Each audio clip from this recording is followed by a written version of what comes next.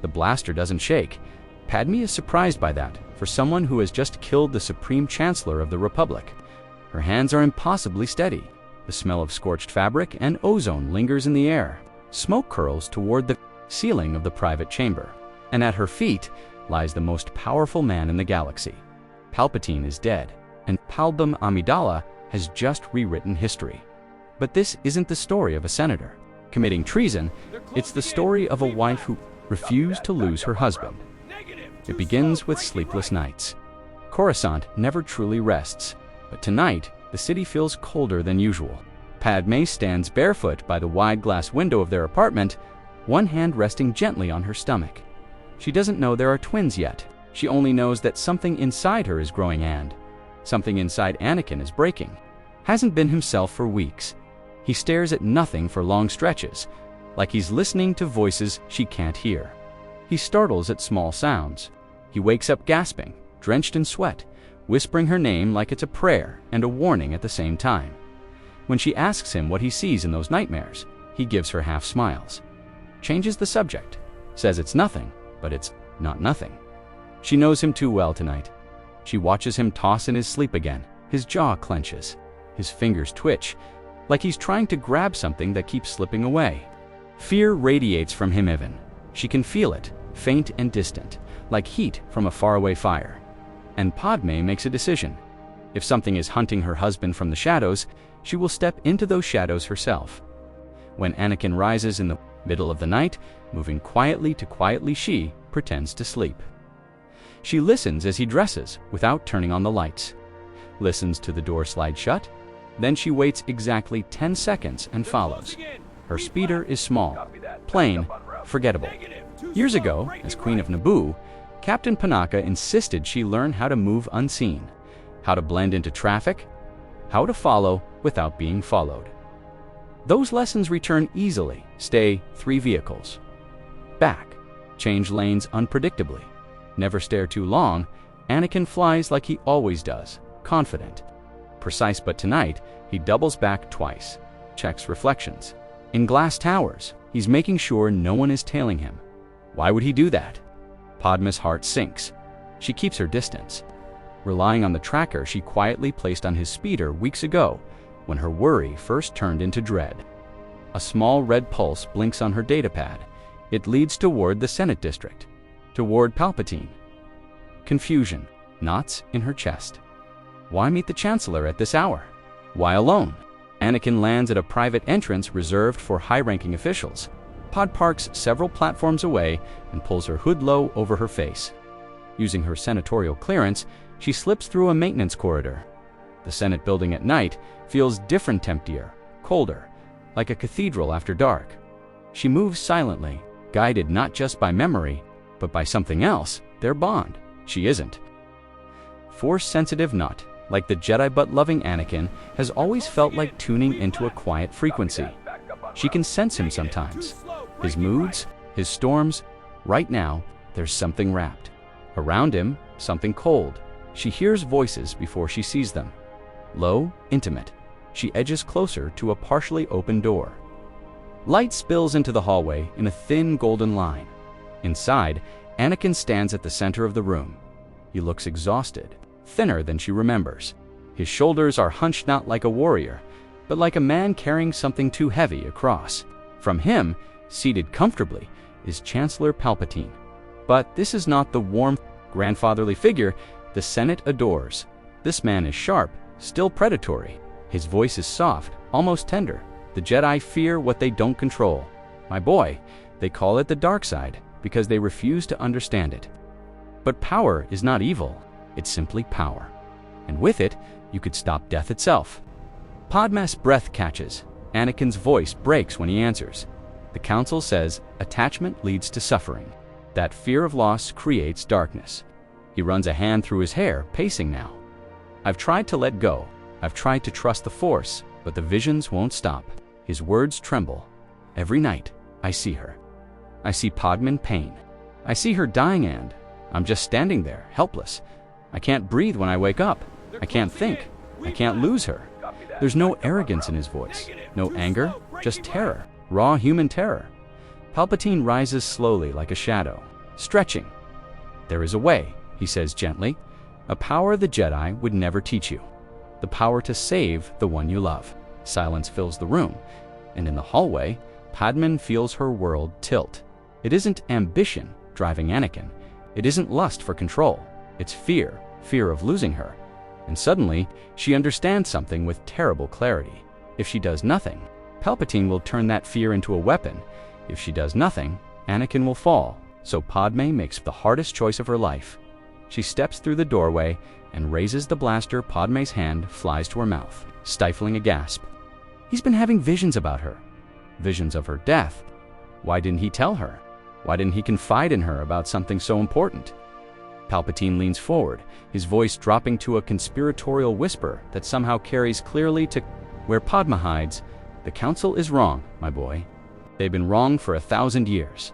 Attachment is not the enemy. Love is not the enemy. Fear of loss is natural, appropriate. It's what drives us to protect what we cherish. The dark side isn't evil, Anakin. It's simply power. Raw, untamed power that the Jedi are too afraid to touch. But I can teach you. I can show you abilities they consider unnatural. The power to save those you love from death itself." Padmé's blood runs cold. She watches Anakin's face, sees the hunger there, the desperate hope. No, Anakin, don't listen to him. But she can't speak, can't intervene. Not yet. She needs to understand what's happening. Your wife needn't die in childbirth, Anakin. Palpatine stands, moving with a grace that seems wrong for a man of his apparent age. The visions you're experiencing are real. The Force is warning you of a future that will come to pass unless you act. But childbirth complications are predictable, treatable if one has the right knowledge. Medical science can only do so much, but the Force, properly applied, can sustain life where it would otherwise fail. I can teach you to save her. All you need to do is embrace what you truly are. Padmé's mind reels childbirth. Her medical droids mentioned some concerning readings during her last checkup. Minor complications they said they were monitoring, but she hasn't told anyone about that. Not Anakin, not her handmaidens, not even Captain Typho. The information was sealed in her private medical files, accessible only to her and her physicians. How does Palpatine know? How long has he been monitoring her? Spying on her? The realization hits like a physical blow. The Sith Lord, the mysterious Darth Sidious that the Jedi have been hunting throughout the war, the shadowy figure who orchestrated the invasion of Naboo, who created the clone army, who's been playing both sides of the war like a master conducting an orchestra.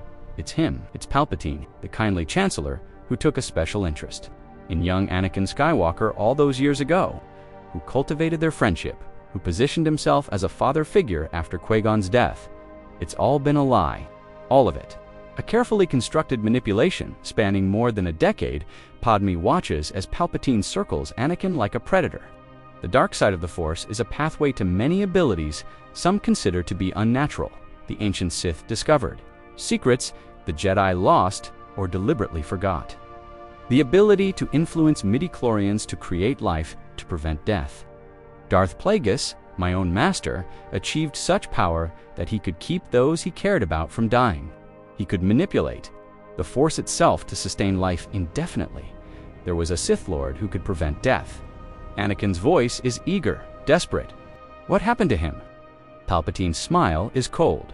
He became so powerful, the only thing he was afraid of was losing his power, which eventually, of course, he did. Unfortunately, he taught his apprentice everything he knew, and then his apprentice killed him in his sleep. Ironic, he could save others from death, but not himself. Can you teach me this power? Anakin steps closer to Palpatine, his body language open, vulnerable. Whatever it takes, whatever price I have to pay. I can't lose Padmé. I can't let her die because I was too weak to save her. Palpatine places a hand on Anakin's shoulder, the gesture almost paternal. Not from a Jedi. The path I speak of requires commitment. It requires you to embrace aspects of yourself that the Jedi would have you deny. Your anger, your passion, your love. These are not weaknesses, Anakin. They are your greatest strengths. The Jedi fear these emotions because they cannot control them. But you are stronger than they are. You always have been. Palm has heard enough. She retreats silently, her mind racing, her heart pounding so hard it feels like it might burst from her chest. She moves through the corridors in a daze, barely aware of where she's going. When she reaches her speeder, she collapses into the seat, her hands shaking so badly she can barely key the ignition. The flight back to her apartment is a blur. She moves on autopilot, her mind consumed by what she's learned. Palpatine is a Sith Lord. He's been manipulating Anakin for years, grooming him, preparing him for this moment. And Anakin, desperate to save her, blinded by fear and love, is walking right into the trap. The Jedi don't know. If they knew, they would have acted. Obi-Wan would have told her. Master Yoda would have intervened. Back in her apartment, Padmé paces frantically, her mind working through possibilities, strategies, outcomes. Should she tell the Jedi, contact Master Yoda, or Obi-Wan, and reveal what she's discovered? But what if they try to arrest Palpatine? What if Anakin is there when they do? She's seen the desperation in his eyes, heard the hunger in his voice. He's on the edge of a precipice. If the Jedi confront Palpatine, Anakin might defend him, might fall completely. The Jedi have failed Anakin in so many ways. She's seen it over the years, though she didn't fully understand it at the time. They took a 9-year-old child ripped from his mother, still traumatized by years of slavery, and thrust him into their rigid system. They told him to let go of his attachments, to suppress his emotions, to deny his very nature. They gave him rules, without understanding, discipline without compassion. And when he struggled, when his passionate nature clashed with their cold philosophy, they looked at him with suspicion and doubt. Obi-Wan tried, she knows he did, but Obi-Wan was young himself when he took Anakin as his Padawan, still grieving Qui-Gon's death. He did his best, but his best wasn't enough. The Council treated Anakin like a potential threat rather than a child in need of guidance. And Palpatine saw that vulnerability, exploited it, nurtured it. He gave Anakin what the Jedi wouldn't: approval, acceptance, understanding. All of it a lie, a manipulation. But Anakin doesn't see that. He only sees a man who believes in him. If the Jedi try to arrest Palpatine, Anakin will defend him. Padmé is certain of it. And then what? The Jedi would be forced to fight Anakin, to kill him or be killed. Or worse, Anakin would fall completely to the dark side, becoming the very thing the Jedi feared. Either way, she loses him. Either way, the galaxy loses him. No, she can't let that happen. She won't let that happen. Palm moves to her bedroom and opens a secure compartment hidden in the wall panel. Inside is a collection of items from her past. A small figurine from her childhood on Naboo, a holoprojector containing images of her parents, a ceremonial headdress from her time as queen, and a weapon, a high-powered blaster, custom-made, given to her by Captain Panaka years ago when she first became queen. The weapon is beautiful in its deadliness, compact but powerful, designed for close quarters combat. Panaka insisted she carry it during the invasion of Naboo during the darkest days when the Trade Federation occupied her planet. She used it in the Battle of Naboo, fighting alongside her security forces to retake the palace. She's killed before. Not many people know that about Senator Amidala, the peaceful diplomat. But she was Queen Amidala first, and queens sometimes have to make terrible choices to protect their people. Padmé holds the blaster, feeling its familiar weight. Can she do this? Can she assassinate the Supreme Chancellor of the Galactic Republic? The political implications alone are staggering. If she's wrong, if Palpatine isn't the Sith Lord, she'll be executed for treason. Even if she's right, the chaos that will follow his death could tear the Republic apart. The war might intensify. Systems might secede. The carefully maintained balance of power could collapse. But what's the alternative? Let Palpatine corrupt Anakin. Let him turn the man she loves into a monster. Let him continue orchestrating a war that's killed billions. Let him consolidate power until he's effectively a dictator, with Anakin as his enforcer. No, there is no real choice here. There's only the illusion of choice. Padmé thinks of her children, the twins growing in her womb. She thinks of the galaxy they'll be born into. Does she want them to grow up in a galaxy ruled by the Sith? Does she want them to know their father as a fallen Jedi, a servant of darkness? The answer is clear. She will do whatever it takes to protect her family, even if it costs her everything, even if it costs her life. The next morning, Padmé goes through her routine as if nothing has changed. She attends Senate sessions, smiles at colleagues, discusses bills and amendments. But inside, her mind is racing, planning, calculating. She studies Palpatine from across the Senate chamber, seeing him with new eyes. How did she miss it before? The way he watches people, cataloging their weaknesses. The way he manipulates conversations, steering them where he wants them to go. The way he smiles, a smile that never quite reaches his eyes. She begins her research carefully, quietly. She can't afford to attract attention. Using her senatorial access codes, she pulls up Palpatine's schedule, his security protocols, his known habits. She learns that he has a private meditation chamber deep within the Senate building, a place where he retreats late at night. The security there is minimal. Just 2 guards at the outer entrance, and the chamber itself is sealed. Private. It's perfect.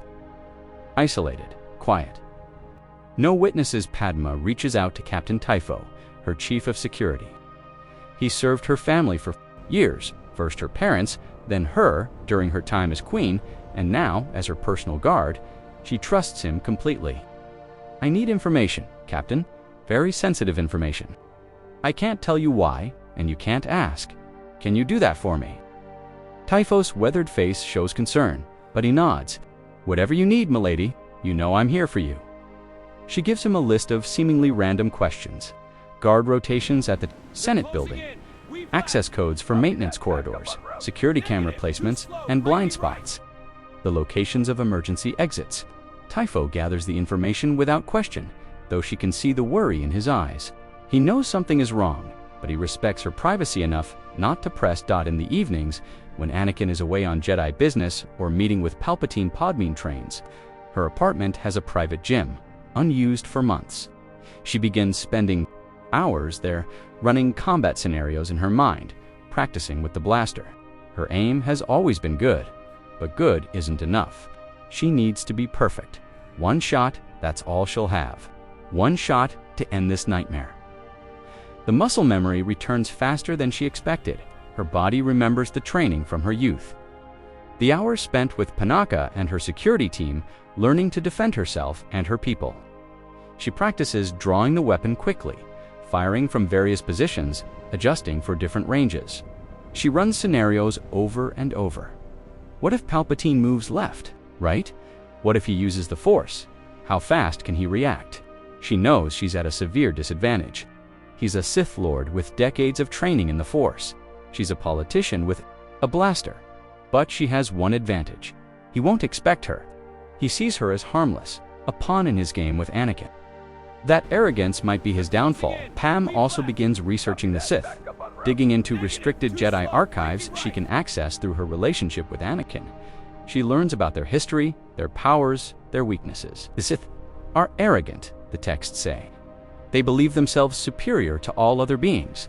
That arrogance blinds them to threats they consider beneath them. She holds on to that information like a lifeline. One evening, as she's reviewing Palpatine's schedule again, Saib enters her apartment. Saib was her body double during the invasion of Naboo, her most trusted handmaiden. They share a bond forged, in crisis, a friendship deeper than most people understand. Saib takes one look at Padmé's face and knows something is wrong. Talk to me, Saib. Sits beside her, taking her hand. You've been distant for days. What's going on? Padmé wants to tell. Her wants to share the burden she's carrying. But how can she? If she tells Saib what she's planning, her friend will try to stop her. Or worse, try to help, putting herself in danger. I can't, Saib. I'm sorry. But there's something I need to do, and I need to do it alone. Does this have to do with Anakin? Saib's eyes are sharp, perceptive. I've seen the way you watch him lately, the way you look at the Chancellor when he's mentioned. Whatever it is, let me help you. You can't help with this. Padmé squeezes her friend's hand. But I need you to promise me something. If anything happens to me, if I don't come back, I need you to take care of Anakin. Help him understand, help him heal. And my children, when they're born, promise me you'll watch over them. Saib's face pales. Padmé, you're scaring me. What are you planning? Promise me. Padmé's voice is firm, commanding, the voice of a queen. Not a senator, I promise, but please, let us help you. Whatever this is, you don't have to face it alone. I do. Padmé stands, moving to the window. Because if I don't, Everyone I love will be destroyed. The Republic will fall, and darkness will consume everything. That night, Padmé can't sleep. She lies in bed beside Anakin, listening to his breathing, memorizing the sound.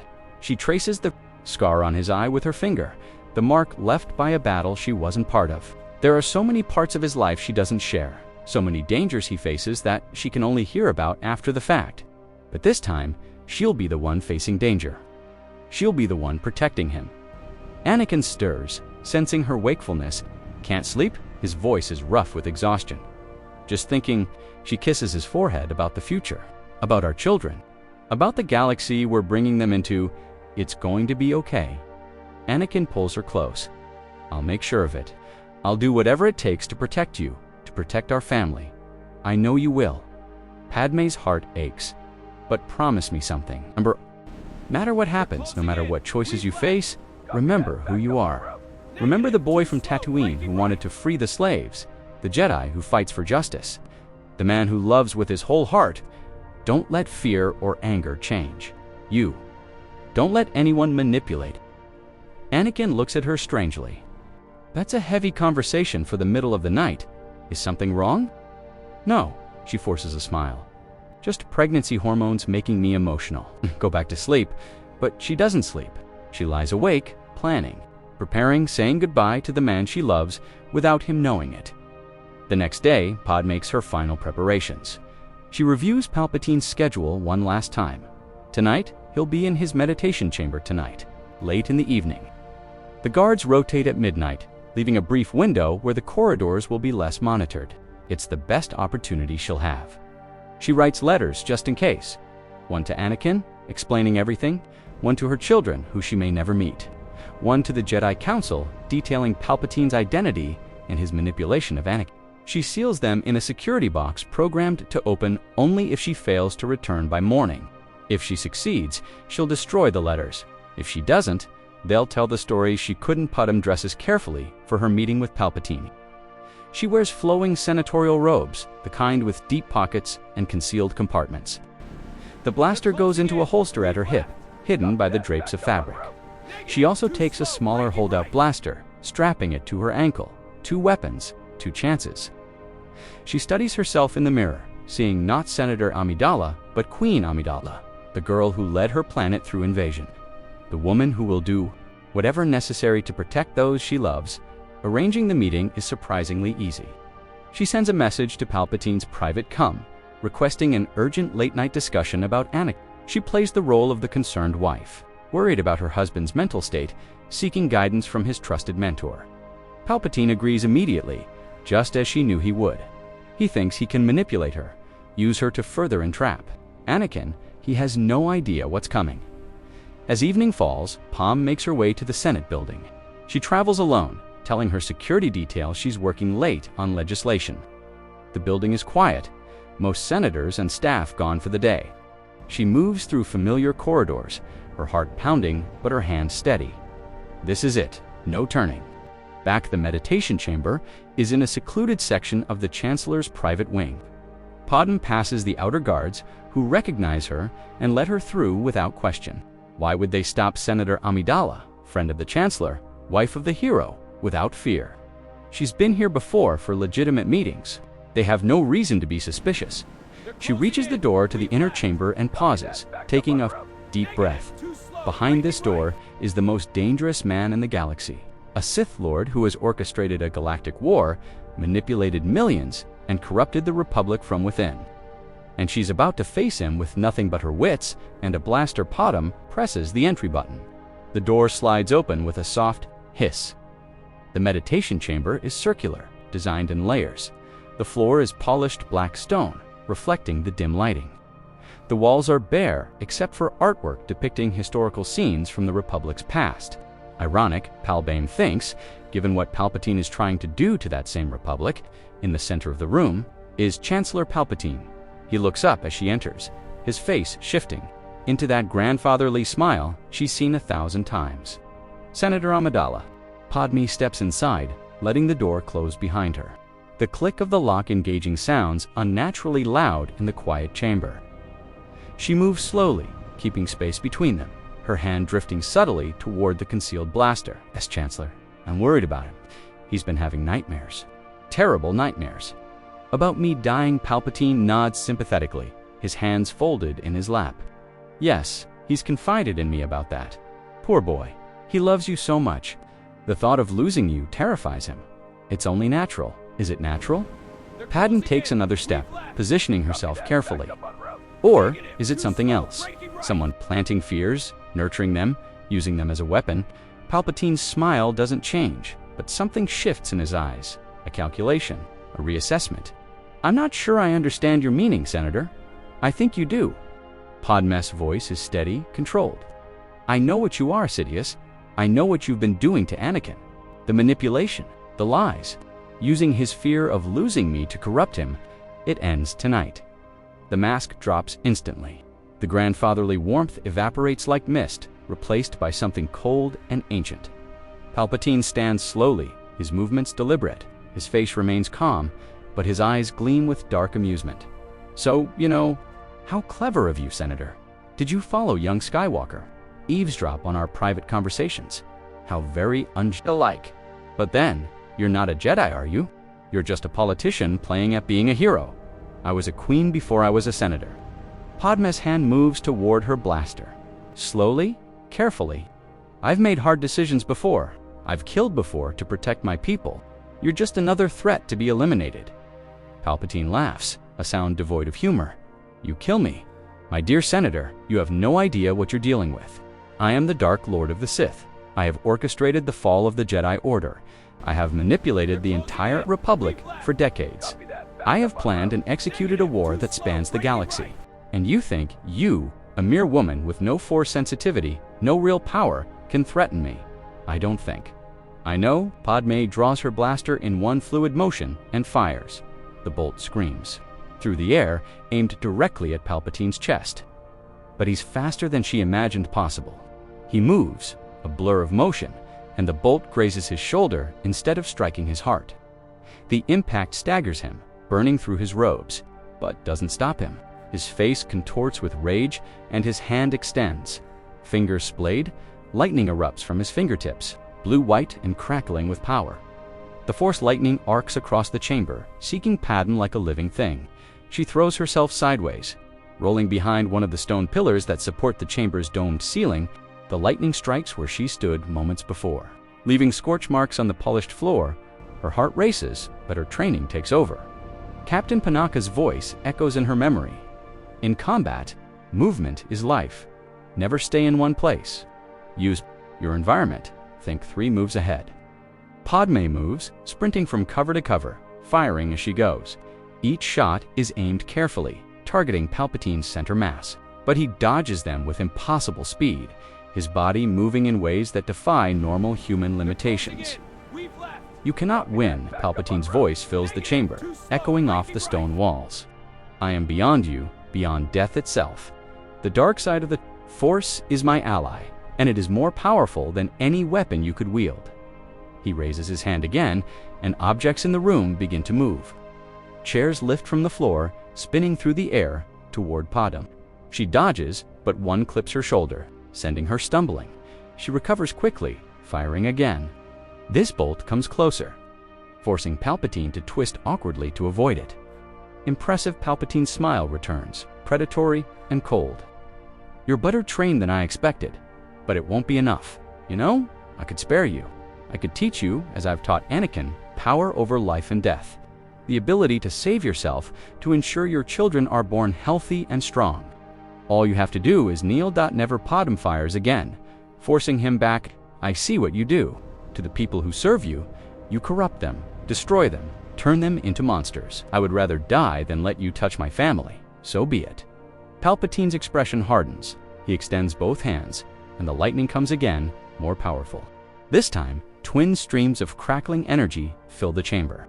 Padmé dives behind another pillar, feeling the heat of the lightning as it passes inches from her body. The air smells of ozone and burning stone. She realizes she's being herded, driven toward a corner of the chamber where she'll have nowhere to run. Palpatine is playing with her, demonstrating his superiority before finishing her off.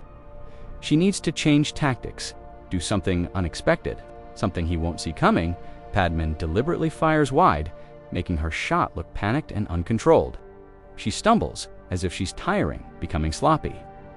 Palpatine advances confidence in every step. He thinks he's won, thinks she's broken.